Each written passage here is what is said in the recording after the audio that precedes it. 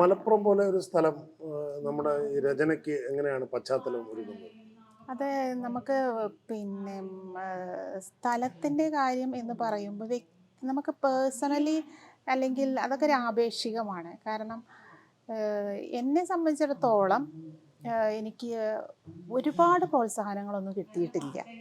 അതെന്താണ് ആധികാരികമായിട്ട് എന്ത് റീസൺ എനിക്ക് പറയാൻ അറിയില്ലെങ്കിൽ കൂടി പ്രോത്സാഹനങ്ങളില്ലാത്തതും നമുക്കൊരു പ്രോത്സാഹനമാണ്.